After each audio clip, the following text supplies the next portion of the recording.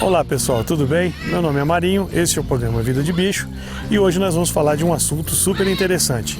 Nós vamos falar sobre o universo e a vida dos tamanduás. A gente vai falar sobre o tamanduá-bandeira, que é um animal já ameaçado de extinção aqui no Brasil. Nós vamos falar do tamanduá de colete ou tamanduá-mirim, que é um tamanduá bem característico da nossa região, tem bastante, inclusive visita bem aqui o centro da cidade, inclusive.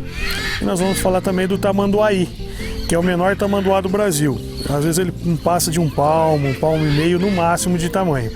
Tamanduá-i porque o i da linguagem indígena quer dizer pequeno, anão, filhote, então ele é o menor tamanduá do Brasil. Geralmente a gente encontra ele só em floresta bem fechada, como a floresta amazônica, por exemplo. E às vezes até no Pantanal mato-grossense. É um animal também bem ameaçado aqui no Brasil, difícil de se ver, nós vamos trazer ele também. Tenho certeza que vocês vão gostar do programa hoje, porque vocês vão ver duas coisas interessantes. O primeiro é um animal que está ameaçado de extinção, então já é difícil de ver ele no dia a dia na natureza. E além de ser um animal ameaçado de extinção, que já é raro, vocês vão ver uma coisa mais rara do mundo ainda, que é os filhotinhos de tamanduá-bandeira sendo amamentados com a utilização de mamadeira. Nós recebemos recentemente 3 filhotes bem pequenos que ainda precisam ser amamentados com a mamadeira, e vocês vão acompanhar bem de perto esse trabalho que a APAS tem feito com a preservação da espécie dentro do programa de conservação de espécies voltado aí para animais ameaçados de extinção, e um deles aqui na APAS é o tamanduá-bandeira. Fique com a gente até o fim desse programa, vocês vão gostar, é um programa interessantíssimo hoje e a gente vai descer lá agora para ver esses animais. Vamos lá ver?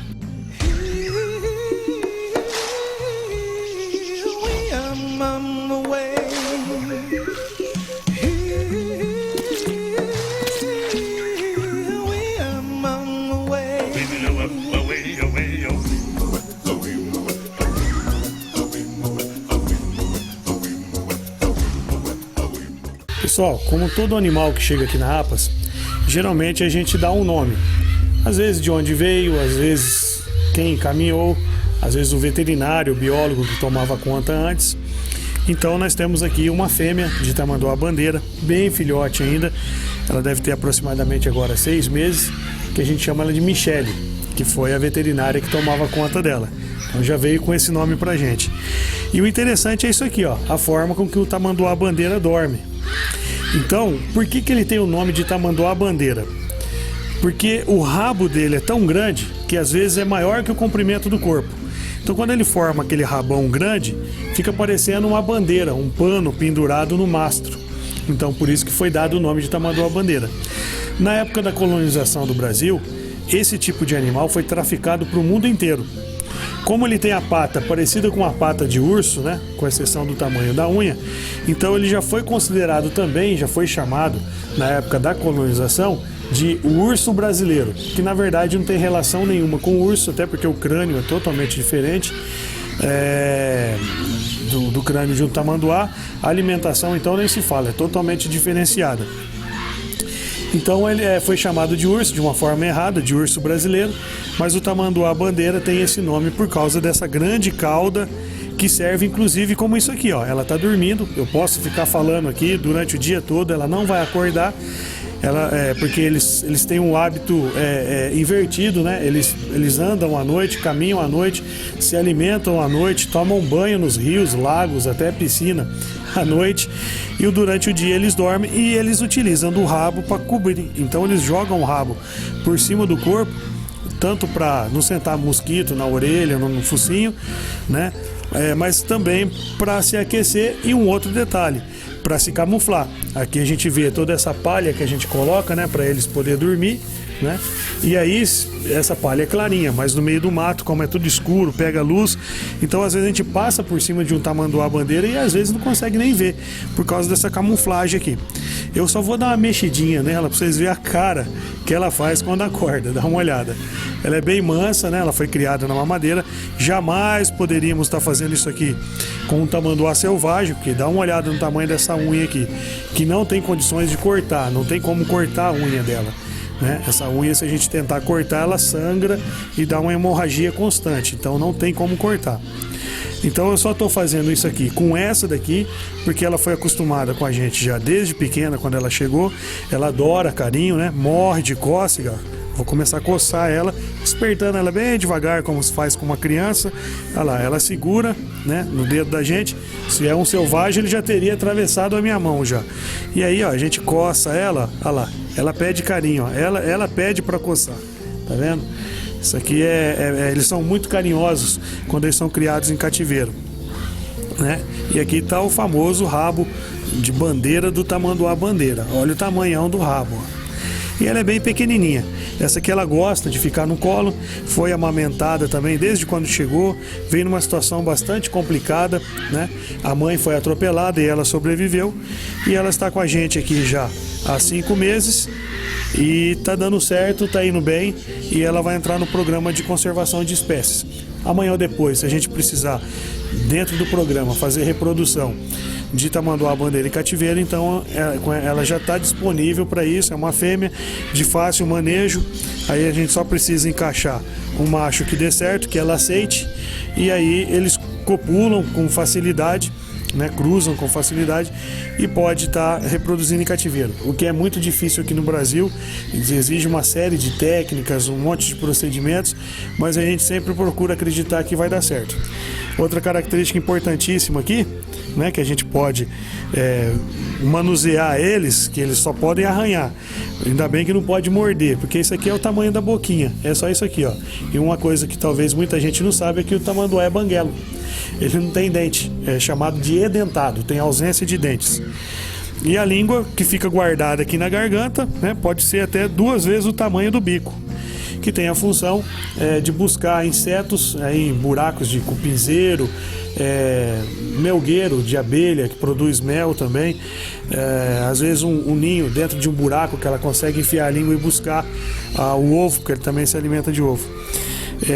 Mas esse assunto de alimentação vai ser daqui a pouquinho que eu vou passar para vocês, que a gente vai mostrar o que eles comem, como que é o trabalho do dia a dia na alimentação, o que substitui essa comida que é muito minuciosa o preparo e que é muito difícil de fornecer em cativeiro, que geralmente a gente perde tamanduá em cativeiro exatamente porque a alimentação tem que ter todos os nutrientes que ele encontraria na natureza, e que isso é muito difícil. E agora, no momento, a gente só vai deixar a Michelle terminar o sono diurno dela, né? Porque ela tem muita coisa para fazer ainda no período da noite. E a gente vai deixar ela quietinha aqui para ela poder dormir sossegadinha. E aí à noite a gente vem tratar dela. A gente só trata dela depois da meia-noite. Tá bom? Então tá bom, Michelinha. Tchau. Dorme aí, tá? Dorme. Tchau.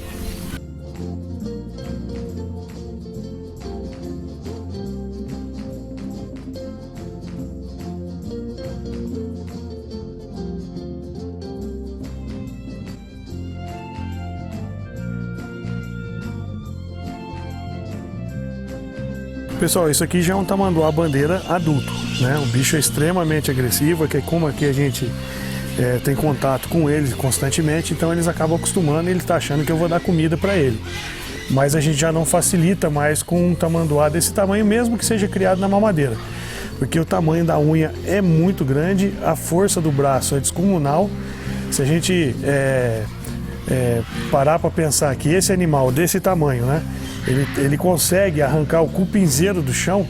Para quem já viu aqueles pastos, né, onde tem bastante cupim, que a gente não consegue quebrar nem com enxadão, nem com picareta, pois eles conseguem não só romper a casca, né, a terra daquele cupinzeiro, como ele consegue arrancar do chão. Então a potência, a força desses braços aqui é muito grande, e a velocidade dele também de ataque é muito grande. Então as unhas, elas ficam escondidas, né, embaixo da pata, que serve inclusive como se fosse um salto de um calçado. E quando eles necessitam, eles abrem essa unha, né, que é bem grande, unha de 7, 8 centímetros, para poder atacar.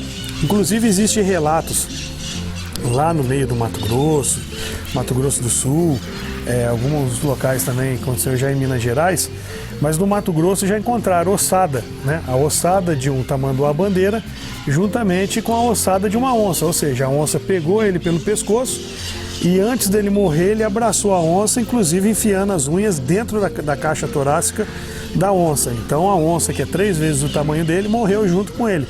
Um com a potência da mordida, né, que quebrou o pescoço dele, mas ele também conseguiu matar a onça com a força que ele tem nas unhas. Então é um bicho bem grande, ele marca território mesmo, tudo que tem aqui dentro desse recinto é dele. Então olha lá, ele levanta sempre a pata e se a gente dá uma marcadinha, ele bate mesmo e dá um tapa para a lateral. E se pegar no braço, ele simplesmente atravessa o braço da gente, né? Então ele quebra com facilidade os ossos, inclusive, do nosso braço. Então a gente não facilita. No caso, o tamanduá, né? Ele pode ver, ele tem a orelhinha pequena, ele tem o olho pequeno, né? O nariz também é pequeno. Para que ele tem essas partes do corpo menor do que o normal, do que um animal, por exemplo, como se fosse uma onça, ou se fosse um gato do mato? A função é a seguinte: se ele tivesse um olho muito grande e um ouvido muito grande, quando ele vai atacar uma colmeia de um enxame de abelha para tentar comer o mel, se ele tivesse uma orelha grande, junto com isso um olho grande, ele tomaria muita ferroada. Então a orelha é bem pequenininha, com um orifício, né, por onde ele entra o som ali bem pequeno, e o olho também bem pequenininho, com a retina bem pequena, exatamente para se proteger da ferroada de insetos, de formigas, de cupins e inclusive de abelhas. Então tudo que ele precisa está aqui, ó, no nariz, né? Então desde a ponta do focinho até ali atrás do olho, tudo aquilo ali é célula olfativa. Então o tamanduá, ele não enxerga muito bem, ele não ouve, não escuta muito bem também. Em compensação, a quantidade de célula olfativa que tem nesse nariz, ele consegue sentir cheiro de alimento até 5, 6 quilômetros de onde ele está. Não só o cheiro do alimento, mas também o cheiro de umidade, né, de água, para ele poder não só tomar água, como tomar banho, porque eles adoram tomar banho também. Ele é um bicho bem limpinho, eles gostam de se banhar pelo menos uma vez por semana. A gente tem que jogar água neles para eles mesmos conseguem pentear os pelos, né, com as unhas. Então é um bicho bem interessante, bem diferente, muito bonito, brasileiro, né? Isso aí é único, chama atenção, muito grande, muito forte, exuberante, e isso aí faz parte do patrimônio genético brasileiro que tem que ser preservado. E infelizmente um animal bem vulnerável à questão aí de degradação ambiental. Ele é um animal bem lento, né? E também bem territorial, então ele procura, deixa eu só fechar aqui, que senão ele vai querer sair para fora e aí a gente não vai conseguir colocar ele lá para dentro de novo. Eles marcam o território. Numa fuga do incêndio, eles são muito lentos para atravessar uma rodovia. Eles também têm essa dificuldade da visualização, do barulho, do brilho da luz dos faróis dos veículos. Então são animais que é bem atropelado, não só aqui no estado de São Paulo, mas principalmente em Mato Grosso, Minas Gerais. Um amigo meu que viajou agora, no começo desse ano, para o estado do Mato Grosso, indo lá para a região de Três Lagoas, né? Sai lá por Araçatuba, dali até Campo Grande ele contou 14 desses animais, desse tipo de animal atropelado na margem da rodovia. Inclusive a grande maioria com um filhote que morreu também preso nas costas da mãe.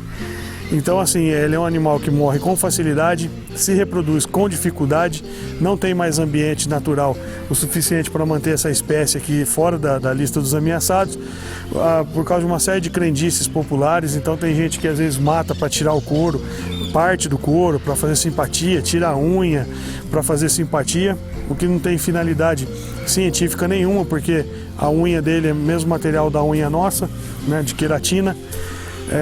Então é um animal que está bem vulnerável, por isso que está ameaçado de extinção, e a gente vai ter que fazer algo urgentemente para preservar esse animal brasileiro, que, como eu já falei, além de ser único, é extremamente raro e pertence não só à cultura, mas ao patrimônio genético brasileiro. Pessoal, como eu falei para vocês, aqui todo animal tem um nome, e esse aí já veio com o nome também do lugar que ele estava sendo cuidado, veio com o nome de Benício. Então a gente precisa de 2 pessoas ainda para tratar de um filhote desse. Primeiro porque ele tem que segurar ele até ele conseguir realmente pegar a mamadeira e sugar ali o biquinho da mamadeira. Embora essa mamadeira não é uma mamadeira normal, né? Já é o tamanho de uma garrafa aí de de 1 litro, né? Então a gente coloca nas patinhas dele, naquelas unhas que, como não tem como cortar, a gente faz uma luvinha, feita de fita adesiva, e aí a gente segura ele, e aí ele vai tentando até a hora que ele realmente pegar firme, né? A mamadeira às vezes dá essa certa dificuldade por causa da iluminação, né? Como eu já falei, eles gostam de se alimentar mais à noite, mas depois que eles pegam a mamadeira, aí eles vão tomando esse mamar, né? Tem que segurar a pata, porque senão eles acabam machucando. A gente pode perceber ali no cantinho da mão da Natália que ele tira a língua para fora. Isso tem que acontecer. Eles só podem tomar o mamar quando a língua está totalmente para fora, porque senão ele pode engolir a língua juntamente com o leite, e aí tem que tirar a língua que vai até no fundo da garganta.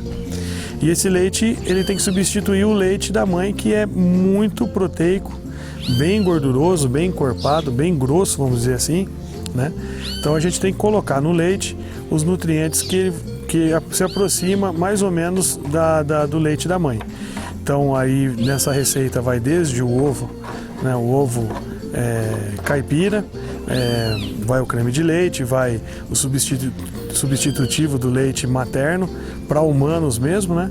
Um pouquinho de proteína, né? A base de alimento de cachorro ou de gato, que tem que ser colocado ali no meio, que ele precisa dessa proteína, e a suplementação de cálcio, vitaminas e proteínas, que também tem que ir ali no meio desse leite, complexo B, né, para ele poder crescer rápido, para ele se livrar dessa mamada forçada que a gente chama, né? Isso é necessário.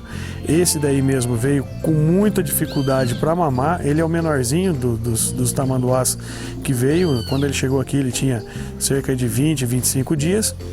E ele está evoluindo bem, né? Então a gente precisa fazer ele crescer rápido, então oferece uma grande quantidade de leite para ele, até aquilo que ele suporta mesmo, né? Para poder crescer rápido, já para poder passar para o segundo estágio, que é o estágio já onde ele se alimenta sozinho, para estar preparado para subir para os viveiros lá de cima, igual a Michele, para poder sobreviver sozinho, sem precisar ficar forçando a alimentação com eles. Pessoal, essa coisinha mais lindinha do mundo, que ao invés de mamar, ela quer primeiro o carinho, é chamada de Tati, né? Também é o nome da pessoa que cuidava dela do centro de onde ela foi encaminhada. Primeiro, no caso, cada filhote aqui tem um jeito diferente de cuidar. Então o Benício ele já senta e já começa a mamadeira. No caso da Tati, talvez era isso que a mãe fazia antes, né, de ter morrido atropelada. Talvez ela coçava primeiro para estimular o filhote a urinar, defecar.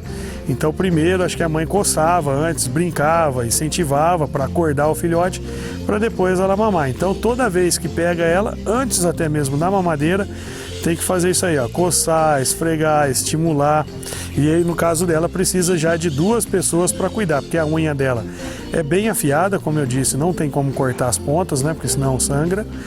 Então enquanto um segura, o outro vai alimentando. Mas o ritual é todo dia, né, 2 ou 3 vezes ao dia é o mesmo. Um segura e depois oferece alimentação. Se ela quiser, ela pega. Se não, ela não pega. É somente a hora que eles querem mesmo. E como eles são muito dorminhoco, como eles são muito sonolentos, por ser bem filhotinho, então tem que forçar a alimentação, porque se deixar eles dormem o tempo todo. Isso aí pode até acarretar aí na morte por desnutrição. Então tem que incentivar mesmo a mamada, né? Porque senão, se deixar por conta, eles não vão mamar, na verdade eles vão preferir dormir. Pessoal, esse aí é o Bernardo, é o filhote mais complicado para tratar dele, porque ele está naquele período de transição da mamadeira para se alimentar sozinho. Então, ele está ainda nesse período, tem que ter bastante paciência, porque embora ele está morrendo de vontade de pegar a mamadeira, mas a boca dele já não permite mais que encaixe o biquinho pequeno da mamadeira. Então ele fica ansioso, então ele quer mamar rápido, mas ele também não quer o bico da mamadeira, a língua já não encaixa mais ali do lado do mamazinho ali, de onde sai o leite. Então ele está naquele período que vamos dizer assim, que ele está ficando mocinho já, né? Saindo daquele período de criança e já passando ali para a adolescência. Então ao mesmo passo que ele tem essa ansiedade para tomar uma alimentação, tomar um mamar, mas também ele já não é mais aquele filhote que fica quietinho, porque nesse tamanho que ele tem, se tivesse na natureza, ele já não estaria mais andando montado nas costas da mãe, né? Porque todo tamanduá bandeira, enquanto ele é bem filhotinho, ele anda grudado, né? Segurando com as unhas as costas da mãe, ali mais ou menos próximo ao pescoço. Então nesse período ele já estaria andando perto da mãe, né? Fora do lombo da mãe, vamos dizer assim. Então ele é nesse período que a mãe coloca ele para se alimentar sozinho, para ele tomar água do rio sozinho. Então é um período bem complicado. Então a gente tem que respeitar esse momento dele. Ele não mama mais deitado, porque ele já se considera um adolescente, né? Então ele já não mama mais grudado no cobertor ou grudado no urso de pelúcia. E quando ele está mamando também, ele quer marcar o território, porque o alimento é dele, então ele fica com toda essa ansiedade. Mas é um período fácil de passar, né? Ele leva em torno de mais uns 20 dias e a gente já está estimulando ele a comer sozinho, então a gente já coloca a alimentação durante a noite, ele já tem lambido a alimentação. De manhã a gente percebe que ele já consumiu um pouco do alimento, o alimento passa dessa fase bem líquida já para uma fase mais pastosa, porque a comida tem que enroscar na língua, né? Tem que grudar na língua. Então aí começa a colocar uma ração, uma papa que a gente chama mais grossa, para ele poder já se alimentar sozinho. E a partir desse momento que ele já está se alimentando sozinho, a gente já coloca ele no viveiro intermediário. Ainda utiliza os aquecedores ainda, né? Porque ainda não tem como ele passar por esse período aí de inverno. Mas é bem provável que nos próximos 1 mês e meio, 2 meses, ele já está bem independente, vivendo sozinho no viveiro lá e tendo como vizinha a Michele, que vocês viram no começo do programa. Pessoal, apesar de hoje o programa ser sobre tamanduás, mas eu não poderia deixar de mostrar essa belezura que chegou recentemente aqui na APAS. Tá tendo uma polêmica sobre o nome, um quer Felipe, o outro quer Clodoaldo, cada um chama do nome, mas o fato é de que isso aqui é um filhote de onça parda, que apesar de ter as pintinhas, mas não é a onça pintada. Muita gente confunde às vezes quando vê um filhote desse na natureza, achando que é a onça pintada, mas não é. É que quando eles são bem novinhos, eles têm as pintinhas, e com 3 meses eles perdem essa pintinha e acaba ficando na tonalidade característica da onça parda, que é o marrom por inteiro, né? Ele é bem elétrico, né? Você pode ver que ele está destruindo aí a mão da Natália, porque ele está afiando os dentes que estão nascendo. Já deu várias arranhadas em várias pessoas aqui. E eu achei interessante mostrar ele, mesmo sendo um programa de tamanduás, mas mostrar esse filhote, até porque a gente vai conseguir mexer com ele assim na mão em pouco tempo. Daqui uns dias ele já tem que subir para o viveiro, porque eles ficam bem grandes. Já com 3 meses eles atingem aí quase em torno de 35 quilos e eles ficam bem agressivos, apesar de dóceis, mas eles podem machucar. Então eu só trouxe para vocês verem, apesar de ser hoje um programa de tamanduá, o Felipe, ou o Clodoaldo, conforme vocês acharem melhor, para mostrar para vocês como que é um filhotinho de onça parda, que também faz parte aqui na APAS do Programa de Conservação de Espécies. Pessoal, e nos próximos programas nós vamos falar sobre esse animal interessantíssimo aqui. Nós vamos falar sobre o universo das serpentes. Serpentes nacionais, serpentes de outros países, serpentes perigosas, serpentes não perigosas, que são as peçonhentas e as não peçonhentas. Nós vamos falar várias coisas, assuntos interessantíssimos a respeito desse animal aqui. Inclusive não vai ser um programa só não, porque é tanto assunto relativo a esse tipo de animal que a gente vai ter que utilizar mais de um programa para falar. Mas isso vai ficar para um próximo programa. Se você gostou do nosso programa, que você quiser entrar em contato para falar com a gente sobre gestão de fauna, o que está acontecendo na sua região, de repente apareceu algum animal, você não sabe o que é, não tem problema. Entre em contato aqui nesses telefones, pelo WhatsApp, envia uma foto e na medida do possível a gente responde aí que animal que é e o que pode ser feito para resgatá-lo, para que ele não fique ali nem ameaçando as pessoas e nem sendo ameaçado também. Se você não quer mais o seu animal silvestre, porque você acha que não tem a necessidade de ter esse animal em casa, porque você viu que a importância maior é ele ser devolvido para a natureza, procure também nesse endereço, nesse telefone, a Polícia Ambiental de Assis ou a Polícia Ambiental da sua região. Você vai fazer um negócio que é chamado entrega voluntária, que não gera multa, você entrega, não tem multa, não tem nenhum tipo de punição, e aí eles achando que devem caminhar para a APAS, esse animal virá para cá e a gente vai continuar com os cuidados diários aí com esses animais, com a finalidade de devolvê-lo para a natureza. E na impossibilidade, a gente fica com a guarda dele permanentemente para o programa de conservação de espécies. Se você quiser também entrar em contato nesse endereço eletrônico, né, para que de repente também você quer fazer uma doação para esse projeto importantíssimo, que é o projeto de proteção aos animais da APAS, você pode fazer o depósito nessa conta que está aparecendo agora no seu vídeo, e esse dinheiro vai ser destinado para a proteção desses, como esse animal, e dos demais que tem aqui na APAS, para a gente continuar com esse programa importantíssimo, não só na nossa região, mas em todo o estado de São Paulo, protegendo esses animais, que são pouquíssimas pessoas que têm cuidado deles, por isso que eles estão sendo ameaçados de extinção a cada dia. E não esquecendo, é claro, daquele nosso lema, que para um papagaio te dar o pé, outros 50 deram a vida. E não se esquecendo que agora nesse período aí de julho, agosto, é que começa aquelas encomendas, né, de papagaios em pet shop, em casa de ração. Às vezes há pessoas que falam que são criadores legalizados e na verdade não é. Você pode entrar em contato com o IBAMA da sua região e eles têm a lista dos empreendimentos que realmente têm a autorização para vendê-los. E a gente sempre deve lembrar que para esse papagaio chegar, alguém retirou do mato, e sem que a gente saiba, quando a gente adquire um animal desse sem procedência, sem nota fiscal, tenha certeza de que ele foi retirado do mato e a gente, sem saber, está contribuindo com o tráfico nacional e internacional de animais silvestres, que são animais aqui do Brasil. Espero que vocês tenham gostado do programa de hoje. Esse foi o programa Vida de Bicho. Meu nome é Marinho, presidente da APAS. Estaremos em um próximo programa trazendo assuntos interessantíssimos e eu espero contar com todos vocês.